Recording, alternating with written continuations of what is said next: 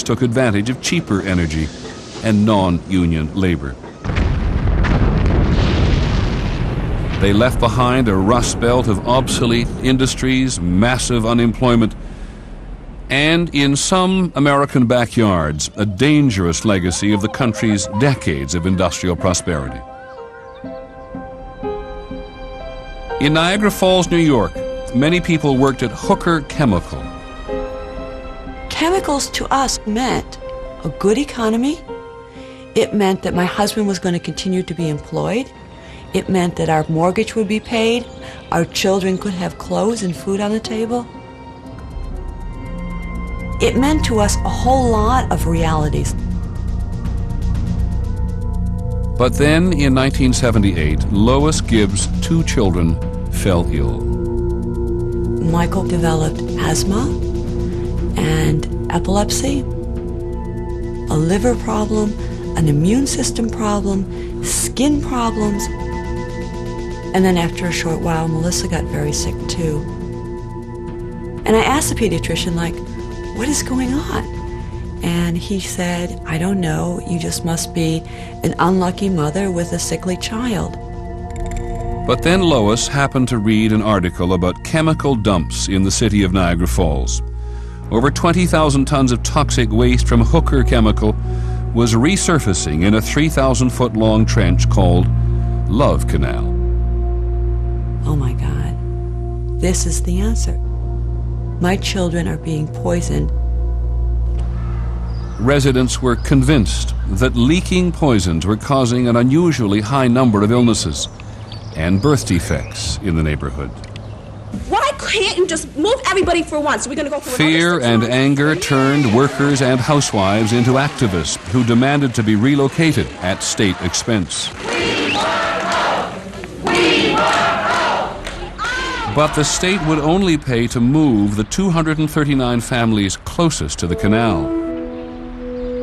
As I looked down the street and saw all of the first families moving, I felt very jealous that they were able to leave.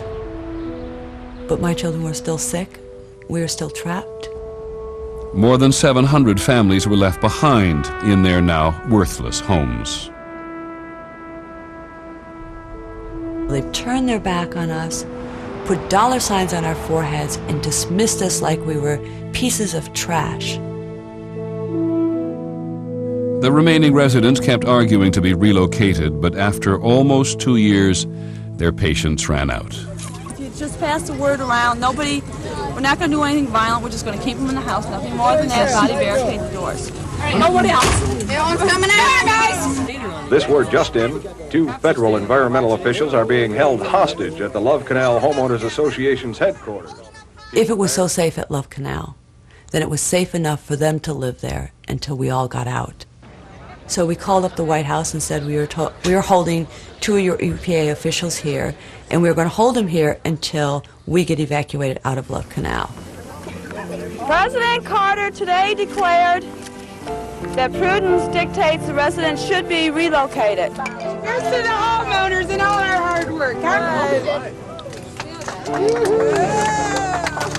You get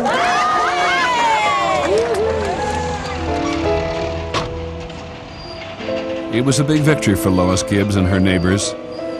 But as they made toxic cleanup a national issue, some 30,000 other dangerous waste sites were discovered across the country. Americans now had something new to fear, the very ground they walked on. Attempts to right past wrongs had led to a decade of legislation. In the early 1970s, the courts ordered that schools be integrated through busing. In Boston, the order went into effect in 1974. Phyllis Ellison was 15 and going to her new school, South Boston High. The atmosphere on the bus, at first we were just like regular children. We talked, we giggled, and talked about what we thought school was going to be like. Then we were escorted by police officers. And I just didn't really know why we, the black students, would need police escorts to go to school. South Boston has always been a white neighborhood. I think everyone was taking it out on the blacks and blaming them, which at the time, well, now I realize it wasn't right, but being young, and we held it against the blacks personally. I and many other people from the neighborhood were throwing rocks at the buses. And they were chanting, "Go home, we don't want you here."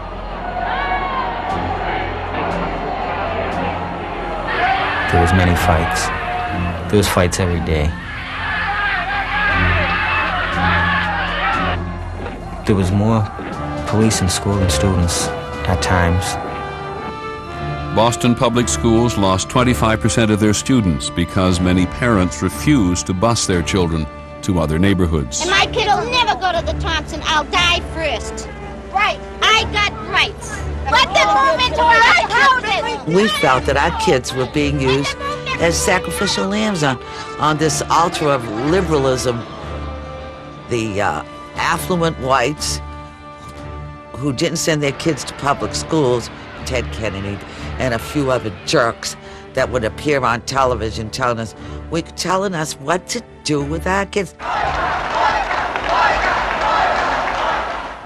All over the country where forced busing went into effect, there was resistance from both whites and blacks. We are in a war, and we're going to win this one. But nowhere did the conflict remain as bitter as at South Boston High. In December, a white student, 17-year-old Michael Faith, was stabbed, and all hell broke loose.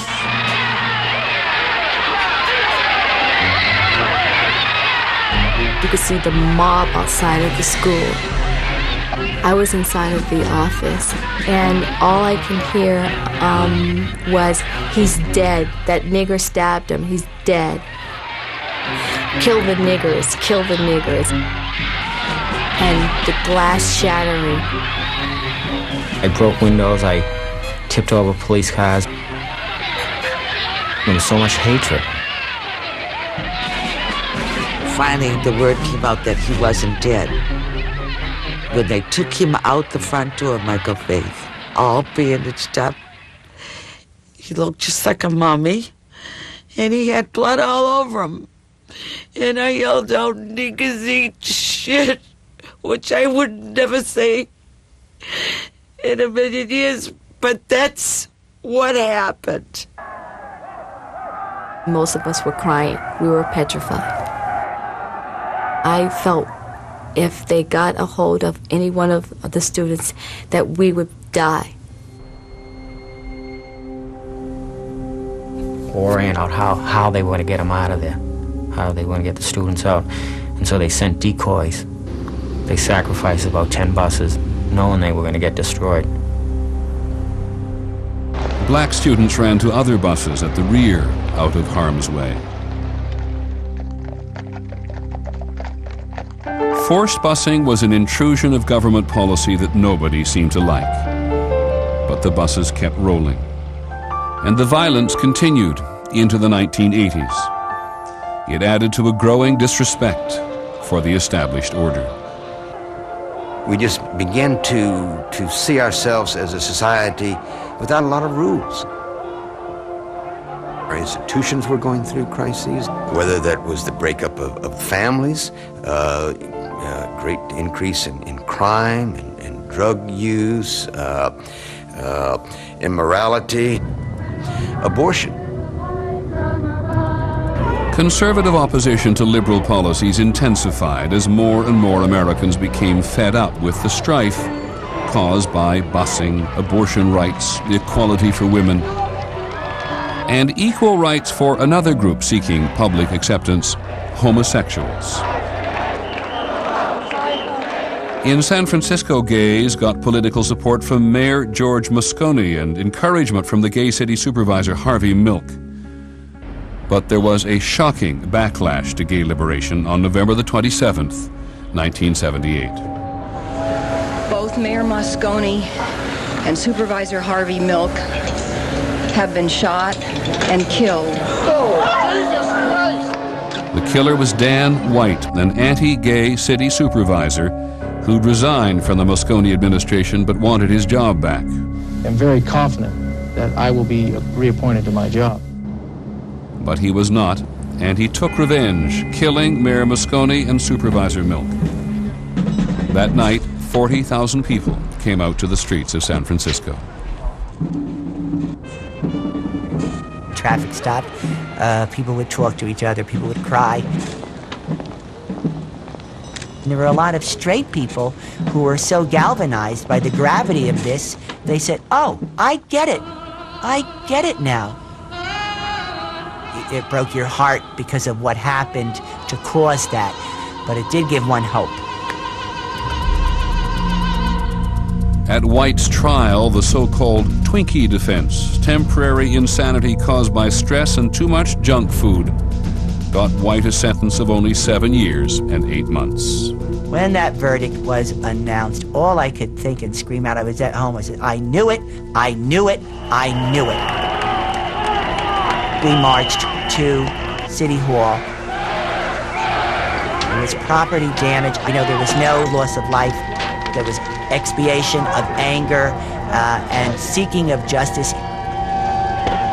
I think we really showed, don't mess with us. What some liberals saw as a corrective to injustice, some conservatives saw as signs of a disintegrating nation. Pastor John Hinkle of Los Angeles. That's when the Lord spoke to me and said, "I want you to go to Washington, May 1st, 1979, with 100,000 people." I just said, "Oh, Glenn, we've got to go. Nothing like this has ever happened before." Our Father, who art in heaven, hallowed be thy name. Father, there is spreading across our land today. Believing that she had been born again and saved, Marilyn Noorda says she wanted to save her country. The point was to pray for America, knowing that as we cried out to God, He would hear our prayer and that America would turn. Praise God. And oh, what a beautiful sight. Don't curse the darkness, light a candle. And so we began to think about how we could use this crisis as an opportunity to turn everything around. Praise you, Jesus. Many religious leaders had influence far beyond their local community. We began, as conservatives, an outreach to them, putting together the moral majority. We will be the alternative to the Carter administration. Praise you, Jesus. Praise you, Jesus. I would like to offer a toast at this time. At the very beginning of 1978, President Carter was the guest of the Shah of Iran. Because of the great leadership of the Shah, Iran is an island of stability in one of the more troubled areas of the world. Iran was anything but stable. Within 7 or 8 days, there were riots already in Iran. There was shouting in the rooftops, Allahu Akbar, God is great, down with the Shah, Margbar Shah. One really could not understand how much Iranian people hated the Shah. And now they wanted the Ayatollah Khomeini, who had inspired so many of them with taped sermons from his exile in France. A year later, the Shah, whose secret police had spread terror across Iran, was forced to flee the country. Jubilant Iranians welcomed back Khomeini. It was as if the Messiah had landed in Iran. The 78-year-old cleric wanted to rid Iran of Western influence. He called the United States the Great Satan. He inspired fervent anti-Americanism in millions of Iranians. The loss of an important ally to an unyielding enemy was just the first blow in a series of misfortunes that confounded Americans in 1979. In March, America's worst nuclear accident caused a radioactive release at 3 Mile Island in Pennsylvania.